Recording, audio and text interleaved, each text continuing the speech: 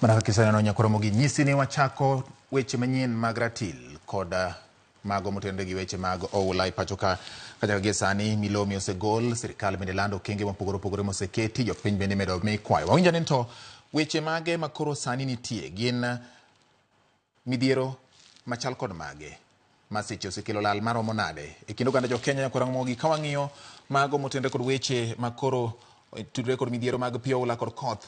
Report sirikal nyakoro mogi yangu ni ji maromo 228 osewito ngimagi, ji ma ohinyore gin 164 ka ji ma olal manyaka sani manyo ochung'e ji 72 mano kaluwore kod report ma ogol kod sirikal ewi midhiero ma okel kod koth kod pi oula. Ka wadhi nyime nyakoro mogi report sirikal midhiero mag koth kod oula en miere ma oseyudo midhiero gin 42,526 ji ma oula odaro gin 212,630 ji ma oula osedaro gin 212,630 ka ji duto ma oseyudo midhiero gin 227,238.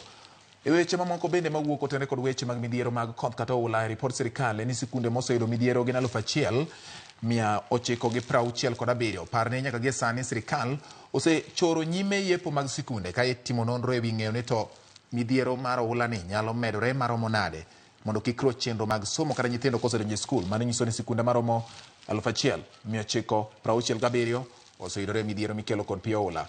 Kuonde reso ji ma oseketi e counties gin 18,138 ji mane e kunde reso ji miluongo ni camps kata rescue camps gin 62,000 kod 61. Mago gin kwan ji manyaka sani osedare mier kendo gin kuonde mag jot ma otergie nyakora mogi.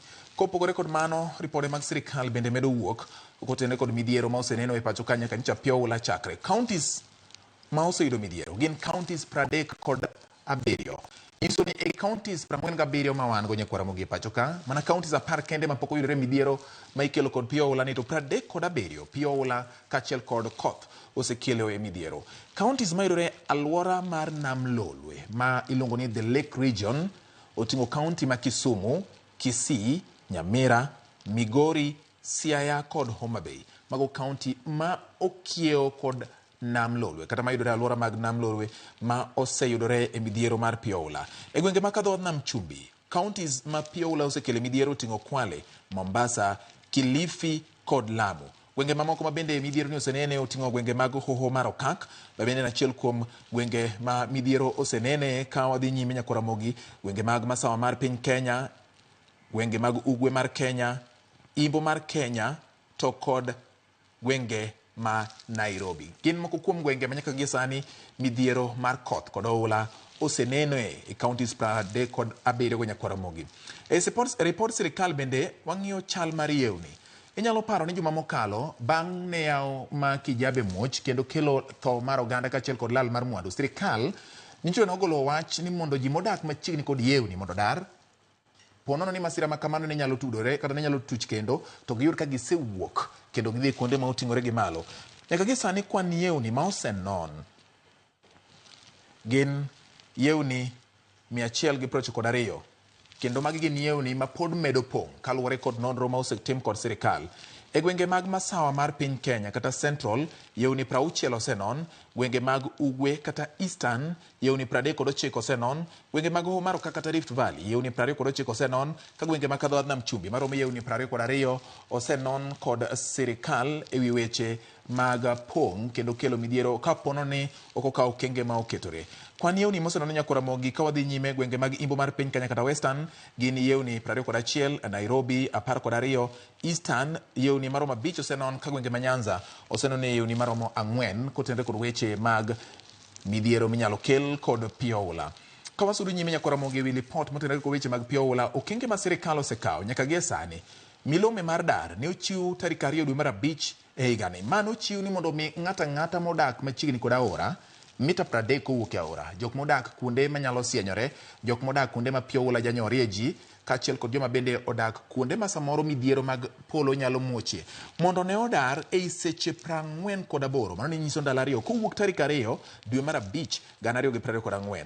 Ji ma odak mita 30 e tie pi Nyakwaramogi Milome noyango ni nyaka gidar. Sirikal bende koro nyaka sani Nyakwaramogi daro gi thuon e geng aore kamoting'o Mathare, aora kata aora ma aoche ma yudore Nairobi koting'o Mathare kod Ngong, kod aoche mamoko ma yudore e alwora ma Nairobi. Mancha nonyisi ni odar kuondego ei seche 48. Kata kamano ne jomoko owacho ni ok ne ging'eyo kuonde ma gidhiyo, omiyo samoro nyocha pod gibedo kendo pod onyonore kuonde mane gintie. Sirikal koro chako daro ji gi thuon mondo kik midhiero ma ikelo kod pi manyalo pore medre e gwengego Nyakwaramogi. Kapod wadhi nyime kod nonro ma otimo, okenge ma sirikal medo kawo en ni sirikal oseyango ni gichiwo kuonde jot ma kojolo. Kata obedo ne moko kuom jopiny to wacho ni ok ging'eyo kuonde ma kojologo ma sirikal oyango ni gisechiwo. Mano e Milome ma tarik 2 dwe mar 5, sirikal ne owacho ni dhi nyiso jok mane owinjo bed ni dargo, kata jok mane dhi dar kuonde ma owinjo bed ni gidhiye kuonde jot ma kojolo nyaka chieng' moro midhiero mar pi oula rum kata dog piny. Sirikal wacho ni gisechiwo kuonde jot ma kojolo, moko kuom jopiny to wacho ni pok ging'eyo kuonde jot ma kamago. Ler matut Nyakwaramogi pod waketo wang'a mar lero ni gigo matimore kod okenge ma imedo chiw kod sirikal. Weche mag lupo, wuodhe mag nam kaachiel kod chenro mamoko ochungi nyaka tarik 6 dwe mar 5 e higani.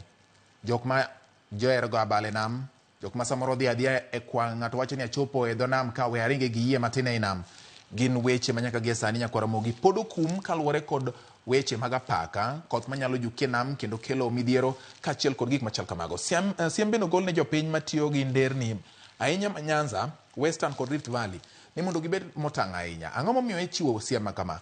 Ma kaluwore kod pong' mag aore kaachiel kod midhiero mag olalo ma ochot to kod midhiero mamoko motenore kod weche mag wuoth e apeyni. Okenge gi oket kod sirikal mondo ores oganda kata ogeng' masiche gi midhiero mamoko manyalo wuok kaluwore kod koth mamedo chwe pacho ka. Chal mag nderni ma osenon kendo yud ni nyalo kelo midhiero kendo rocho chenro mopogore opogore ni pi oimo moko kuom nderni ma Thurka.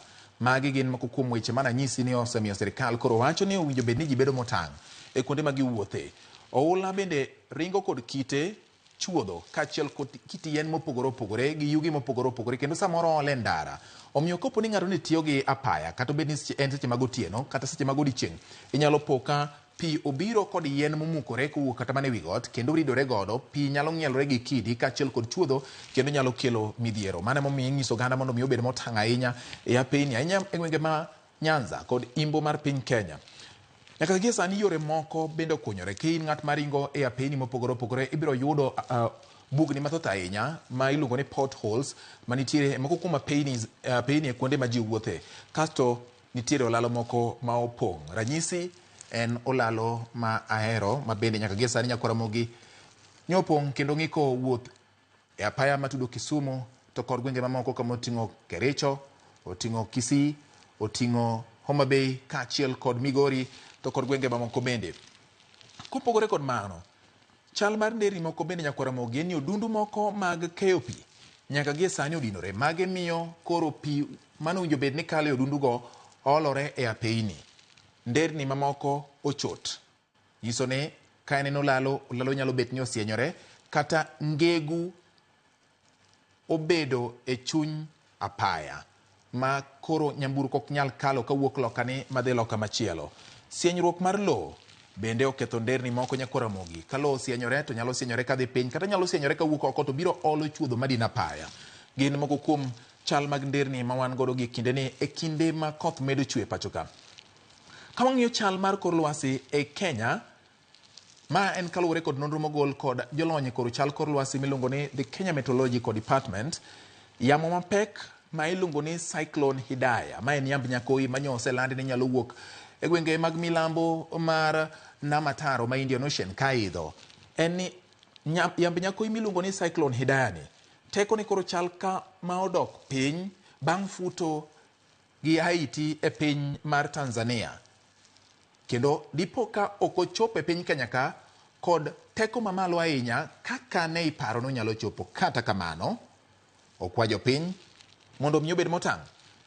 Yamb nyakoi mar Cyclone Hidaya nyalo chopo e nam chumbi kata yo ka nam chumbi gi teko mani piny. To jodak ma ka nam chumbi bende okwani nyaka pod gibedo mana motang' mondo mi kik giyudre midhiero ma inyalo kel kod weche mag yamb nyakoi no. Nyakoromogi ka wadhi nyime to wang'iyo mopogore opogore kotenore kod weche mag kutho mar kor lwasi gi. Koth mawuok tich kod tich ariyo, mano kiny gorucha, koth nyalo bedo mapek e gwenge maka dho wadh nam chumbi. Kopogore gi gwenge maka dho wadh nam chumbi, koth nyalo jiwore e kind milimita 5 nyaka 20. To bende samoro nyalo idho kowuok e milimita 20 nyaka 50 e alwora mar nam Lolwe kod Imbo. Manyiso ni gwenge ma Nyanza kaachiel kod Imbo mar Kenya, dipo ka koth ojiwore kowuok milimita 5 nyaka 20, to bende samoro onyalo kalo mowuok e milimita 20 nyaka 50 kaluwore kaka chal mar kor lwasi biro bedo. Mano kiny kod tich ariyo, miyo med bedo motang' Nyakoromogi. Gi kinde ni, mago gin weche kaachiel kod koro